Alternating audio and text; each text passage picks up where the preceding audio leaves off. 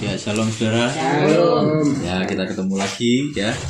Kita lanjutkan saudara ya, perenungan kita di Kejadian pasal 16 saudara. Kejadian pasal 16 ayat 6 sampai 16 saudara. Saya bacakan ya untuk kita semuanya. Kejadian pasal 16 ayat 6 sampai 16. Kata Abram kepada Sarai, "Hambamu itu di bawah kekuasaanmu. Perbuatlah kepadanya apa yang kau pandang baik." Lalu Sarai menindas Hagar sehingga ia lari meninggalkannya. Lalu malaikat Tuhan menjumpainya dekat suatu mata air di padang gurun, yakni dekat mata air di jalan ke Syur. Katanya, "Hagar, hamba Sarai, dari manakah datangmu dan kemanakah pergimu?" Jawabnya, "Aku lari meninggalkan Sarai nyonyaku." Lalu kata malaikat Tuhan itu kepadanya, "Kembalilah kepada nyonyamu, biarkanlah engkau ditindas di bawah kekuasaannya." Lagi kata malaikat Tuhan itu kepadanya, "Aku akan membuat sangat banyak keturunanmu sehingga tidak dapat dihitung karena banyaknya." Selanjutnya kata malaikat Tuhan itu kepadanya, "Engkau mengandung dan akan melahirkan seorang anak laki-laki dan akan menamainya Ismail, sebab Tuhan telah mendengarkan tentang penindasan atasmu itu. Seorang laki-laki yang lakunya seperti keledai liar, demikianlah nanti anak itu. Tangannya akan melawan tiap-tiap orang dan tangan tiap-tiap orang akan melawan dia. Dan di tempat kediamannya, ia akan menentang semua saudaranya." Kemudian Hagar menamakan Tuhan yang telah berfirman kepadanya itu dengan sebutan "Engkaulah El-Roi", sebab katanya, "Bukankah di sini kulihat dia yang telah melihat aku?" Sebab itu sumur tadi disebutkan orang Sumur Lahai-Roi, letaknya antara Kades dan Beret. Lalu Hagar melahirkan seorang anak laki-laki bagi Abram, dan Abram menamai anak yang dilahirkan Hagar itu Ismail. Sebab Abram berumur 86 tahun ketika Hagar melahirkan Ismail baginya. Nah saudara, ini ceritanya berlanjut ya. Sarai ngamuk saudara. Kenapa? Karena Hagar merendahkan dia. Hagar jadi sombong, merendahkan nyonyanya, ya kan? Ngamuklah dia, komplain kepada Abram. Abram kebingungan, gimana ini? Yang satunya nyonyanya, yang satunya lagi juga dia lagi hamil anaknya. Ini gimana nih? Abram bingung saudara. Akhirnya Abram mungkin dia ingin cuci tangan ya saudara ya. Dia bilang sama Sarai, "Dah gini aja lah, wes gampang-gampangan aja." Dia cari gampangnya. Makanya dibilang, "Hambamu itu di bawah kekuasaanmu. Perbuatlah kepadanya apa yang kau pandang baik." Nah disinilah mulai terjadi yang namanya penindasan. Jadi Hagar ditindas saudara. Yang pertama itu jadi selir, ya saudara ya. Yang pertama jadi selir. Sama Sarai dikembalikan lagi posisinya ke jadi budak dia. Dikembalikan lagi posisinya. Apalagi dalam kondisi hamil, dikasih tugas-tugas yang mungkin gak masuk akal. Benar-benar dia ditindas saudara. Yang menyusahkan dia sebagai orang hamil gitu loh. Nah disitulah dia mulai merasa makin hari makin gak kuat. Yang namanya orang hamil itu kan kadang-kadang lemas gitu ya saudara ya. Belum lagi masih mual-mual, tapi Sarai gak peduli saudara. Ditindas habis-habisan dia. Cuman masih ada batasnya. Batasnya apa? Karena dia tahu di situ ada anak. Ya, ada anak yang sedang dikandung oleh Hagar. Tapi dia ingin menunjukkan kepada Hagar siapa nyonya sesungguhnya. Loh itu terjadilah ruwet di sana. Karena sudah gak kuat, dia lari saudara. Dia lari ingin kembali ke Mesir, kembali ke rumahnya. Jadi dia bukan lari kemana-mana, tapi dia ingin kembali ke Mesir.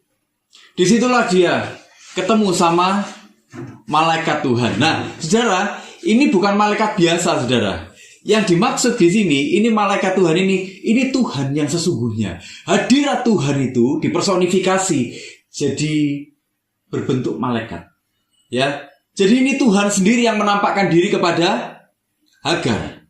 Ketemu Hagar secara langsung. Wih, bayangkan ini Tuhan sendiri saudara datang ke Hagar. Ditanya sama Tuhan. Ditanya, "Hagar hamba Sarai, dari mana datangmu dan kemanakah pergimu?" Ada orang yang bilang ini menunjukkan bahwa Tuhan itu tidak maha tahu. Salah.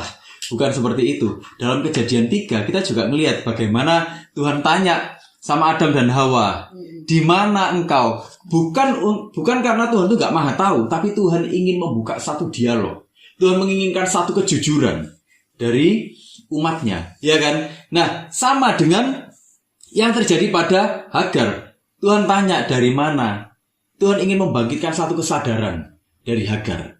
Ya, Tuhan ingin membangkitkan satu kesadaran. Makanya ditanya, kamu dari mana? Mau kemana? Sampai akhirnya Hagar menyadari bahwa itu adalah Tuhan. Bahwa Tuhan ternyata memperhatikan dia. Tuhan melihat dia. Karena apa? Dia menerima janjinya Tuhan di situ. Anakmu, wah, ya kan? Nanti akan jadi bangsa yang begini. Nah, itulah saudara. Murkanya Sarah yang membuat Hagar lari dari sana. Hagar bertemu dengan Tuhan dan menerima janjinya. Saudara lihat, Hagar nggak tanya sama sekali loh, saudara. Hagar bagaimana mungkin dia cuma menerimanya?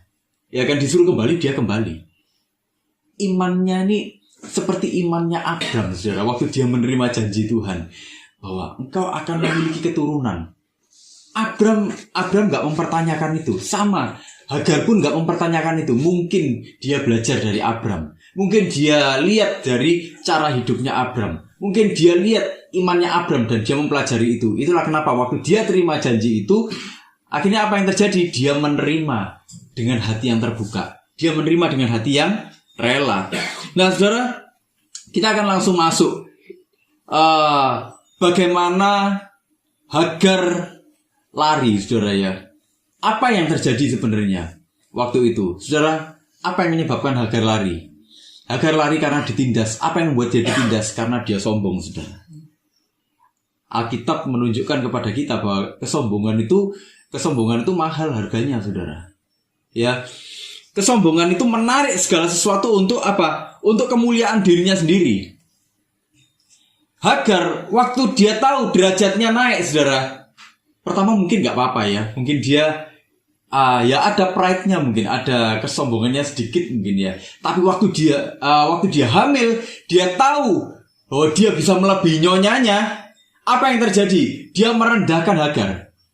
Dia menarik semuanya itu untuk dirinya sendiri. Mungkin bisa saja terjadi. Kalau itu terjadi, dia kesombongannya dikembangkan terus-menerus, dia akan mengkudeta posisinya Sarah. Itu bisa saja terjadi, saudara. Itu nggak menutup kemungkinan. Nah, saudara, saya ingin bacakan di Matius 4 ayat 8-9. Kita akan melihat satu konteks ya di sini ya. Matius 4 ayat 8 dan 9. Ini waktu Tuhan dicobai ya oleh iblis di padang gurun. Matius 4 ayat 8-9 dibilang gini. Dan iblis membawanya pula ke atas gunung yang sangat tinggi dan memperlihatkan kepadanya semua kerajaan dunia dengan kemegahannya dan berkata kepadanya, semua itu akan kuberikan kepadamu jika engkau sujud menyembah aku. Saudara, jebakan iblis di sini apa? Ini adalah jebakan kesombongan, jebakan kecongkaan, keangkuhan. Semuanya aku berikan kepadamu. Semuanya akan berpusat kepada dirimu. Semuanya di dunia ini engkau akan miliki. Artinya semuanya itu untuk dirimu. Pusatnya adalah dirimu sendiri. Nah, kesombongan itu seperti itu, saudara. Iblis bahkan memancing Yesus. Ya, memancing Yesus dengan kesombongan yang seperti itu. Sebenarnya itu kan spiritnya iblis, saudara. Kesombongan itu kan spirit iblis. Semangatnya iblis menjalani kehidupan. Semangatnya iblis waktu dia melakukan segala sesuatu, menarik semuanya untuk dirinya sendiri. Dan itulah yang terjadi pada Hagar waktu itu. Di sini ada nggak saudara yang senang berteman dengan orang sombong? Ada nggak yang senang berteman dengan orang sombong? Misalnya ini ya saudara, kita di satu komunitas gini, itu terus ada orang yang sombong, ngomongnya tuh istilahnya ya kasarnya gedabrus gitu. Ayo, ada nggak ngomongnya gede kayak gitu, saudara? Ada nggak yang suka kayak gitu? Suka pamer-pamer gitu. Nah, saudara lihat, dengan orang-orang seperti itu ya, saudara nyaman nggak? Nggak nyaman ya, nggak nyaman sama. Ini Sarah juga nggak nyaman dengan itu, saudara. Kenapa? Karena sebenarnya spirit kesombongan itu spiritnya iblis, saudara. Itulah kenapa kita nggak pernah nyaman dengan orang yang sombong, ya kan? Apalagi ini yang nyaman itu mungkin orang sombong ketemu orang sombong. Nah, kesombongan yang seperti itu apa, saudara? Itu menumbuhkan spirit apa? Spirit pemberontakan.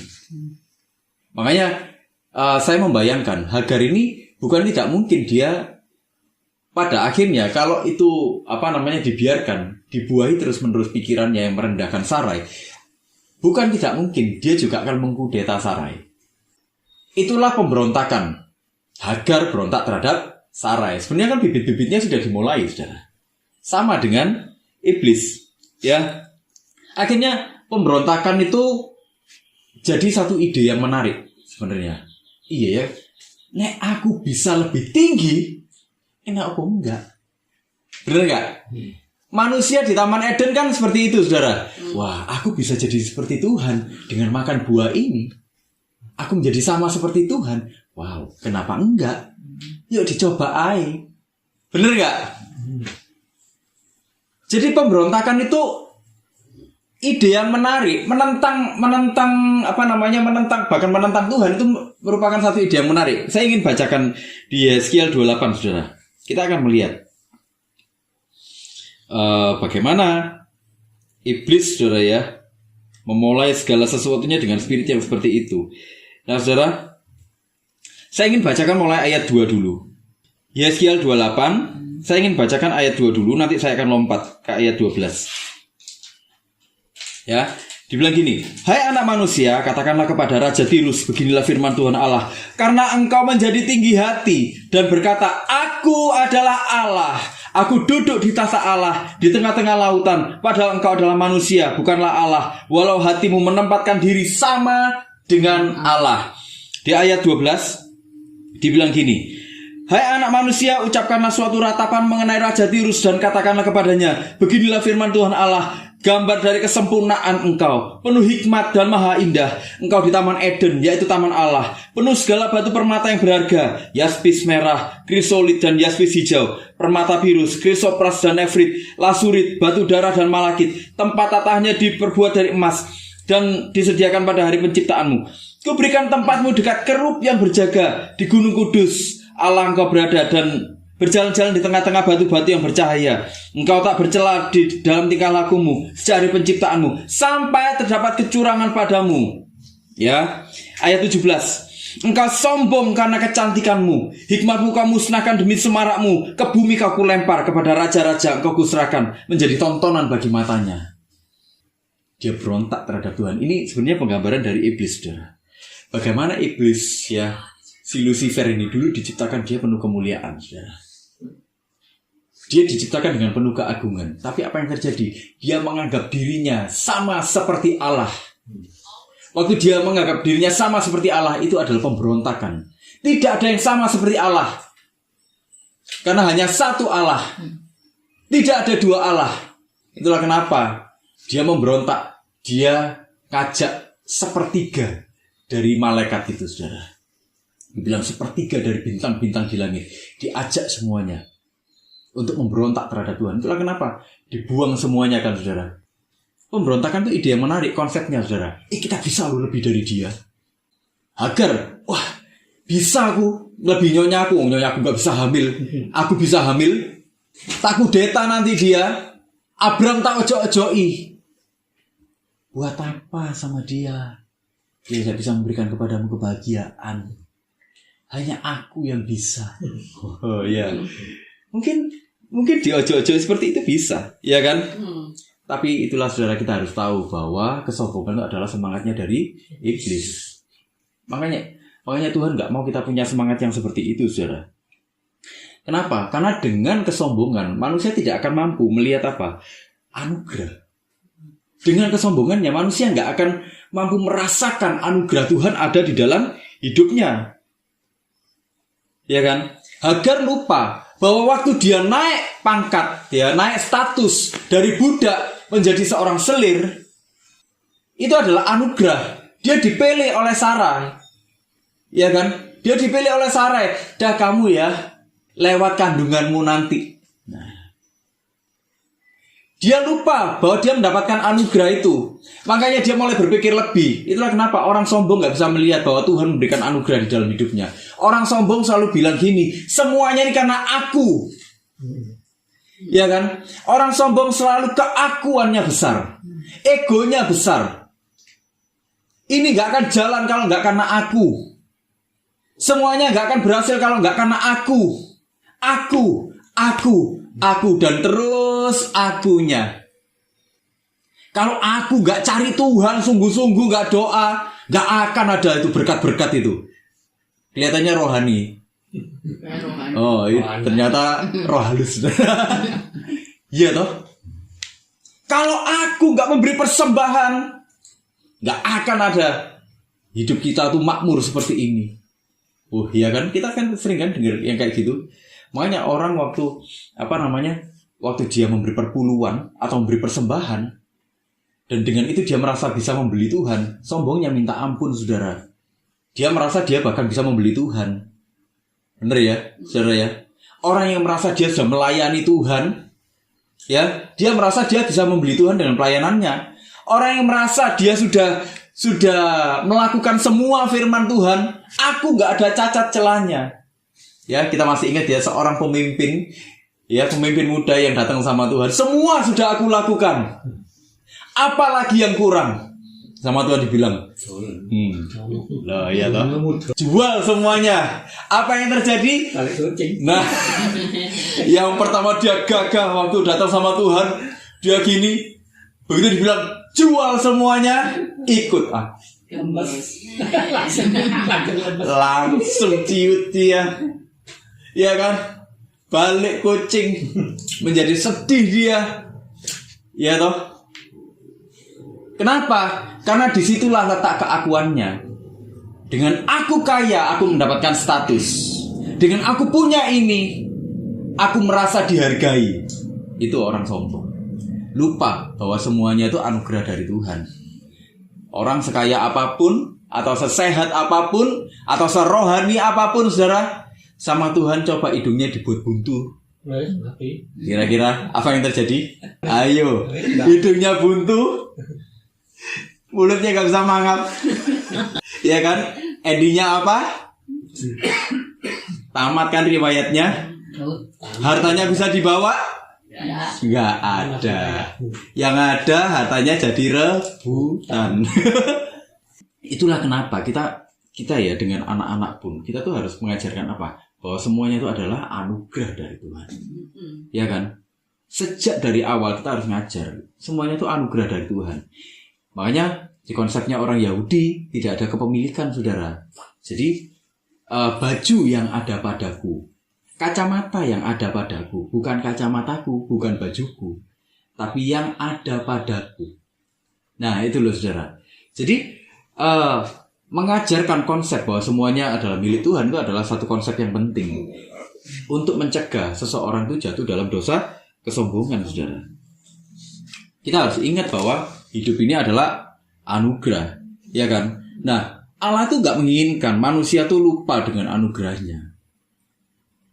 Karena kita tahu akibat dari kesombongan itu apa. Saudara boleh lihat di Alkitab dari Kejadian sampai Wahyu, bagaimana dosa kesombongan itu merusak hidup banyak orang.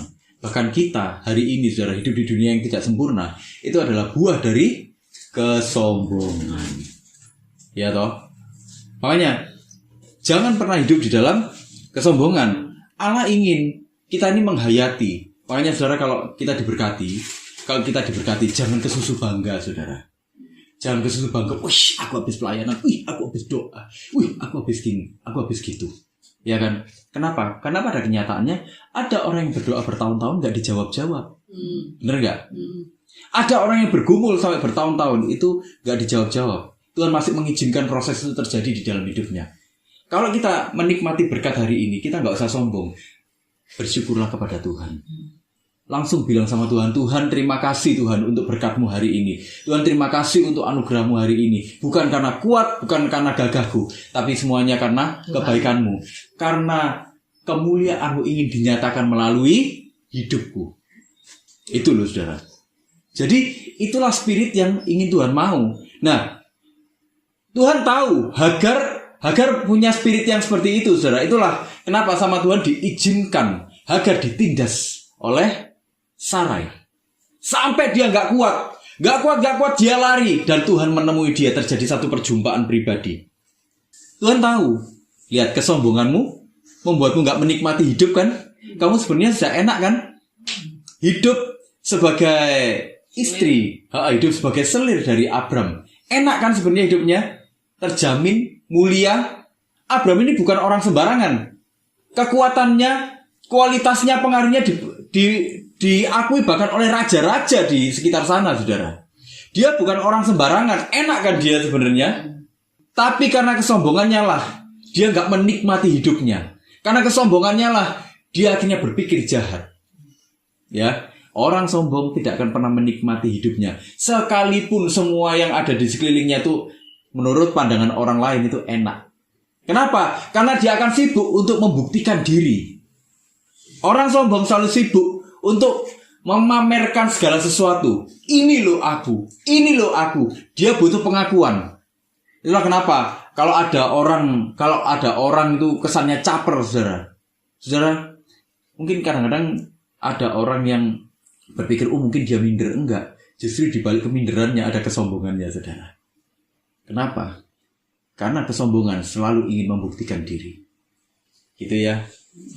Dan itulah yang enggak diinginkan sama Tuhan. Makanya orang minder pun, bagaimana caranya mengatasi keminderan? Kembali kepada Tuhan. Bukan dengan dia membuktikan sesuatu, enggak. Waktu dia kembali kepada Tuhan, apa yang terjadi di dalam hidupnya itu yang akan membuktikan dirinya sendiri. Otomatis, tanpa dibuat-buat. Jadi, bagaimana orang berubah hidupnya? Harus kembali kepada Tuhan. Bukan dengan pembuktian. Pembuktian justru akan menyakiti diri sendiri. Juga menyakiti orang lain. Dan itu yang Tuhan gak mau. Tuhan gak mau Hagar menyakiti dirinya. Tuhan juga gak mau Hagar menyakiti Sarai, menyakiti Abram, merusak rumah tangganya Abram dan juga Sarai. Enggak, Tuhan gak ingin itu. Nah, itulah kenapa diizinkan sama Tuhan terjadi. Dan terjadilah perjumpaan pribadi. Di ayat 9 dibilang gini, saudara.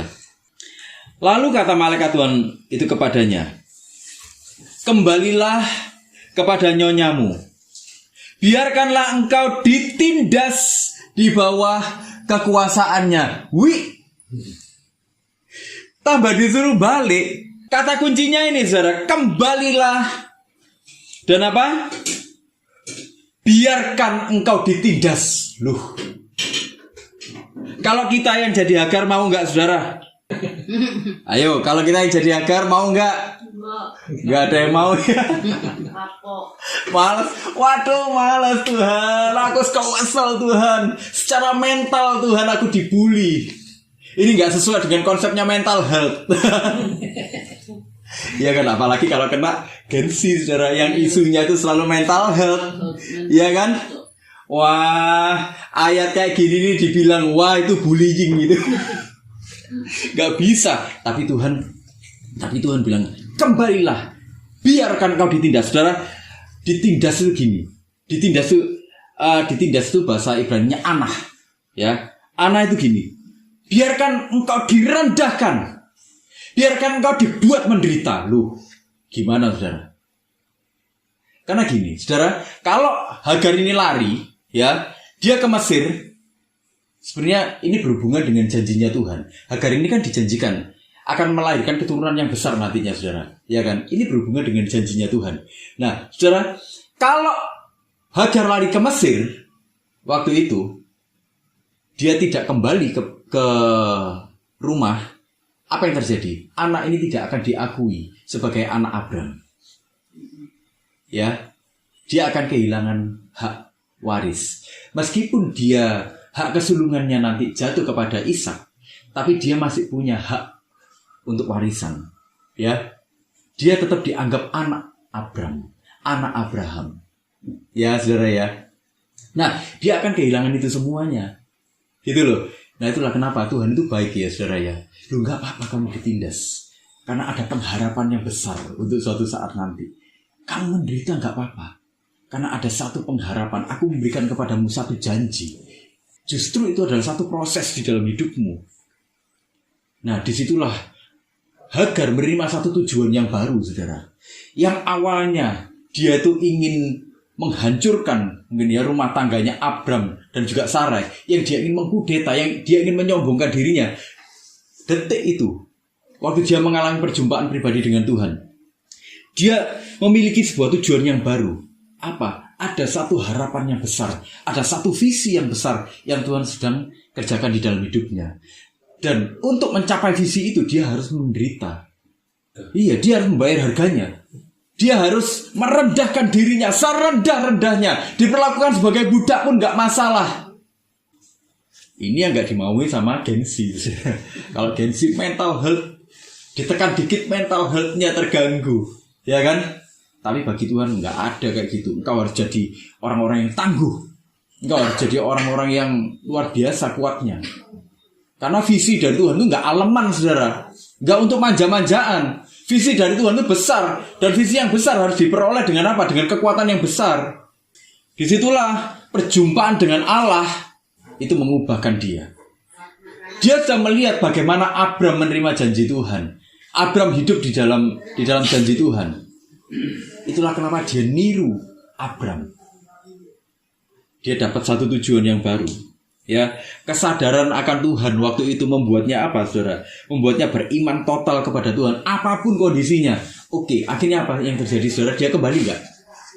Kembali ya. Dia kembali. Dia waktu kembali, dia jadi budak atau jadi selir, saudara? Dia jadi budak. Tetap dia direndahkan di bawah Sarai. Ya, tapi dia menjalaninya. Saudara, Yakobus 1 ayat 3 bilang gini, saudara.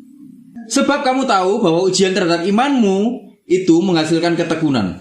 Di versi BIMK dibilang gini, sebab kalian tahu bahwa kalau kalian tetap percaya kepada Tuhan pada waktu mengalami cobaan, akibatnya ialah kalian menjadi tabah. Hagar imannya tumbuh waktu dia mengalami perjumpaan pribadi dengan Tuhan. Itulah kenapa dia nurut tanpa dia mempertanyakan apapun lagi. Dia langsung kembali ke rumah majikannya.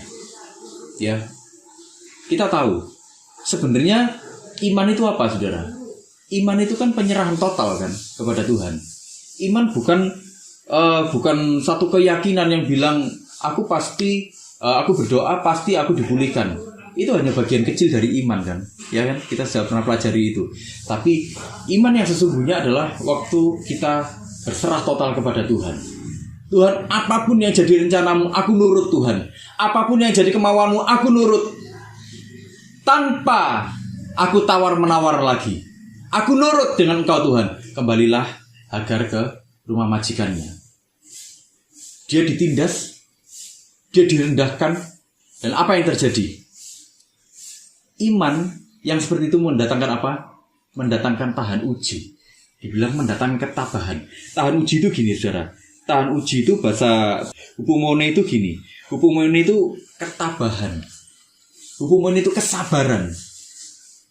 Jadi dalam apapun yang terjadi, dia masih tetap tabah. Dia masih bisa tetap kuat, sabar menjalaninya. Satu persatu dijalani. Dalam konteksnya perjanjian baru, saudara, hupomone itu gini, karakteristik seseorang yang tidak akan menyimpang. Ya, tidak akan menyimpang dari tujuannya. Tidak akan menyimpang dari kesetiaannya kepada iman dan kesalehannya. Jadi apapun yang terjadi, dia akan tetap percaya sama Tuhan. Apapun yang terjadi, dia akan tetap hidup di dalam ketaatan yang penuh kepada Tuhan. Apapun pencobaannya, apapun penderitaannya, dia nggak peduli. Kenapa? Karena dia sudah lihat. Karena dia sudah dapat sesuatu dari Tuhan. Lihat pengharapan dari Tuhan. Dia sudah tahu Tuhan berencana di dalam hidupnya. Dia menyadari itu. Itulah kenapa kalau kita lihat, saudara, rasul-rasul, saudara. Rasul-rasul itu ada nggak yang matinya enak-enakan, saudara? Nggak ada ya, saudara ya. Nggak enak semua ya. Tapi orang sekarang bilangnya loh, kalau matinya misalnya ada nih orang matinya kecelakaan gitu, dibilang apa? Sangit. Iya, dibilang, dikutuk Tuhan. Dulu hidupnya gimana tuh, jahat tuh PE sama Tuhan. Orang uripe jahat yang ngono. Iya kan? Saudara, ada nggak rasul-rasul itu hidup di dalam kenyamanan, saudara? Nggak ada ya. Tapi kenapa kok mereka memilih jalan seperti itu? Kenapa? Ada yang matinya dimutilasi, saudara. Ada yang matinya dieksekusi. Bahkan Yohanes, ya, itu sempat dimasak hidup-hidup, saudara. Iya, digodok hidup-hidup. Tapi kenapa? Kok mereka masih memilih jalan hidup seperti itu? Kenapa? Ayo. Kalau kita, saudara, orang-orang Kristen hari-hari ini, kalau mungkin waktu itu ada di sana, saudara, Kira-kira apa yang terjadi, saudara? Iya. Enggak kenal aku. Heeh. Aku gak kenal itu. Heeh. Enggak, aku bukan jemaat kok. Iya toh? Di 7 gereja di Wahyu, jemaat di Smyrna itu dipersekusi seperti itu. Di Philadelphia dipersekusi seperti itu. Tapi kenapa kok mereka masih tetap sama Tuhan? Kenapa? Ya kan? Hebat kan imannya? Itulah yang seharusnya kita renungkan hari-hari ini. Kita hari ini terlalu mudah mengutuki proses hidup, saudara. Terlalu cepat kita menghakimi proses hidup. Padahal itu sesuatu yang diinginkan sama Tuhan, diizinkan sama Tuhan. Kenapa? Melucuti kesombongan kita. Kalau kita masih berani bilang, aku lo gak sombong, ya sebenarnya kita masih sombong, saudara. Gak kerasa. Ya, gak kerasa, gak ngerogoh jitoke. Ya kan? Gak merasa kalau tanduknya sudah keluar. Kalau kita sudah sampai di tahap kita beriman sungguh-sungguh, menyerahkan hidup kita total kepada Tuhan, maka apapun yang terjadi, proses pencobaan yang terjadi itu tidak akan menyulitkan nyali kita menghadapi kehidupan, saudara. Mungkin kita menghadapi kehilangan, iya. Mungkin kita menghadapi kebangkrutan. Bisa saja semua orang percaya, orang nggak percaya bisa menghadapi itu. Tapi kita orang-orang percaya, waktu kita melihat pengharapan kita ada di dalam Tuhan, kita akan menghadapinya dengan ketabahan. Awalnya kita gelo, iya. Kenapa? Karena kita merasa kehilangan. Orang yang pindah pola hidup, saudara. Biasa pola hidup enak, jadi pola hidup nggak enak. Biasanya polanya hidup itu hidup dalam kesehatan, terus sekarang sakit, itu nggak enak loh, saudara. Bener ya? Loh, jangan kan gitu, saudara. Yang sakit flu, terus habis itu harus tidur berhari-hari di ranjang, itu nggak enaknya setengah mati, saudara. Bener ya? Nah, tapi gini, saudara. Kita kalau hidup di dalam iman yang sungguh-sungguh kepada Tuhan, waktu kita menyadari rencana Tuhan sedang terjadi dalam hidup kita, proses itu diizinkan sama Tuhan terjadi di dalam hidup kita akan mulai menjalani hidup ini dengan ketabahan. Ya Tuhan, terjadilah apapun rencanamu di dalam hidupku, Tuhan. Karena hidupku bukannya aku lagi, tapi Engkau yang hidup di dalamku, Tuhan. Tuhan, lakukan apapun. Kenapa? Karena dalam apapun yang terjadi, Engkau pasti merencanakan kemuliaan itu terjadi pada akhirnya. Nah, itu loh, saudara. Waktu kita berpikir seperti itu, saudara, kita akan tabah menghadapi kehidupan. Orang kan sering berpikir gini kan, saudara. Melok Tuhan kok tambah soroai, ya kan, bener nggak? Pada akhirnya orang-orang yang seperti itu akan jadi hedon. Hedon itu apa? Waktu dia dapat kesempatan sedikit menikmati berkat, dia akan berfoya-foya, ya kan? Wes jadi jahat bisa naik, ben enak uripi, bener nggak? Orang-orang yang seperti itu waktu menikmati sedikit berkat, dia akan jadi orang-orang yang luar biasa serakahnya. Di satu sisi ada orang yang bilang gini, aku lo wis melok Tuhan, kok nggak ndang dipulih no, aku salah opo, bener gak, saudara? Akhirnya kita jadi orang-orang yang legalis. Legalis itu artinya apa? Legalis itu artinya gini, saudara. Wah, nek aku hidup bener, aku seharusnya diberkati. Nek aku kok gini, wah berarti ono sing kurang. Kita jadi menuduh diri kita sendiri terus. Menuduh. Disitulah kita kehilangan kenikmatan hidup. Padahal waktu kita beriman pada Tuhan, waktu kita kembali kepada Tuhan, keinginan Tuhan itu apa? Kita menikmati segala sesuatunya di dalam Tuhan. Dan itulah yang membawa kita kepada damai sejahtera. Gitu loh, saudara. Ya, kita bisa melihat pada akhirnya ini Hagar dalam kondisi hamil, dia akhirnya melahirkan kan, saudara. Minimal 9 bulan dia dipersekusi seperti itu. Tapi kita nanti akan melihat Hagar pada akhirnya diusir setelah 14 tahun. Setelah Ismail berumur 14 tahun. Bayangkan 14 tahun. Anggap aja 14 tahun dia mengalami persekusi dari Hagar. Kenapa? Dari Sarai. Kenapa kok dia bisa tabah, saudara? Kenapa? Karena dia menunggu janji Tuhan. Betul. Karena dia melihat ada harapan di dalam Tuhan. Saudara, kalau kita ingin punya nyali dalam kehidupan, saudara, tabahlah dalam kehidupan. Lihatlah Tuhan. Kembalikan semuanya kepada Tuhan lagi. Proses ini hanya sebuah proses, saudara. Bukan maksud Tuhan untuk berbuat kejam sama kita. Ya. memandang anugerah Tuhan itu akan memampukan kita bertahan dalam dunia yang gak sempurna. Saya ingin bacakan dalam Matius 11, saudara, ayat 28-30. Matius 11. Ini ayat terkenal sekali. Atau saya akan bacakan mulai ayat 27 ya. Semua telah diserahkan kepadaku oleh Bapakku, dan tidak seorang pun mengenal anak selain Bapa, dan tidak seorang pun mengenal Bapa selain anak, dan orang yang kepadanya anak itu berkenan menyatakannya. Marilah kepadaku semua yang letih lesu dan berbeban berat, aku akan memberi kelegaan kepadamu. Pikulah kuk yang kupasang dan belajarlah padaku, karena aku lemah lembut dan rendah hati, dan jiwamu akan mendapat ketenangan. Sebab kuk yang kupasang itu enak dan bebanku pun ringan. Kuk yang lama itu apa? Hukum Taurat. Hukum Taurat itu membuat kita takut. Kenapa? Karena gak ada satupun orang bisa melakukan hukum Taurat. Hukuman terus. Tapi lihat, Tuhan bilang apa? Marilah kepadaku semua yang letih lesu dan berbeban berat, aku akan berikan kelegaan kepadamu. Ikulah kuk yang kupasang, hiduplah di dalam kasih karuniaku. Datanglah kepadaku, hiduplah di dalam kasih karuniaku, maka engkau akan menemukan tempat peristirahatan.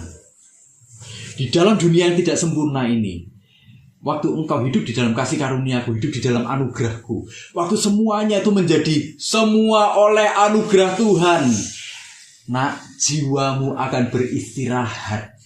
Maksudnya Tuhan gitu. Mungkin kita gak jadi kaya, gak masalah. Mungkin kita bahkan gak mengalami kesembuhan, gak masalah. Tapi di dalam hati kita yang paling dalam, kita akan menemukan tempat peristirahatan. Ada satu ketenangan yang Tuhan berikan untuk kita. Kenapa? Karena semuanya oleh anugerah Tuhan. Itu. Dan itulah yang dipahami oleh Hagar waktu itu, saudara. Bagaimana kedalaman berpikirnya Tuhan itu, saudara. Bagaimana Tuhan itu ingin membawa manusia itu kembali ke dalam pelukannya. Itu loh, saudara. Itu yang seharusnya kita cari. Jangan cari yang cari berkat. Oh, di sana ada itu. Oh, hamba Tuhan yang ini itu dia spesialis spesialis mematahkan kutuk keuangan. Ada yang gitu-gitu kan, saudara. Akhirnya orang lari ke sana semuanya. Bener nggak? Iya kan? Tapi yang didapat apa waktu itu? Pada kenyataannya nggak semua orang mengalami pemulihan kan, saudara? Oh, itu hamba Tuhan spesialis kesembuhan. Pada kenyataannya apa? Kenapa? Saudara, Tuhan ingin engkau menikmati anugerah Tuhan di dalam keadaanmu itu. Wah, itu loh, saudara. Ya, jadi saudara, it's okay, nggak masalah. Kalaupun hari ini, saudara, kita sedang hidup dalam pergumulan, nggak masalah kok. Kalaupun hari ini kita ngomong, Tuhan, ini hidupku kok kayak gini ya Tuhan ya, kok ini masalah ini nggak selesai. Nggak masalah, nak, tabahlah, nak. Karena engkau sudah melihat ada pengharapan di dalam aku, nak. Engkau akan mampu tabah, nak. Kalau engkau melakukan itu, hidup di dalam anugerahku, engkau akan tenang. Engkau akan menemukan peristirahatan di dalam hidupmu. Itulah kenapa disebut tempat beristirahat. Kenapa? Waktu kita capek, kita datang sama Tuhan. Kita merasakan kelegaan. Kita jalani lagi hidup. Kita capek, datang lagi sama Tuhan. Kita dapat kekuatan yang baru lagi. Kita jalani lagi hidup. Penuh ketabahan. Itu, saudara ya. Ya, saudara, jadi mari kita hidup dalam pemikiran, dalam pola berpikir semua adalah anugerah Tuhan. Ya, hiduplah di dalamnya dan kita akan menemukan kekuatan yang baru setiap saat.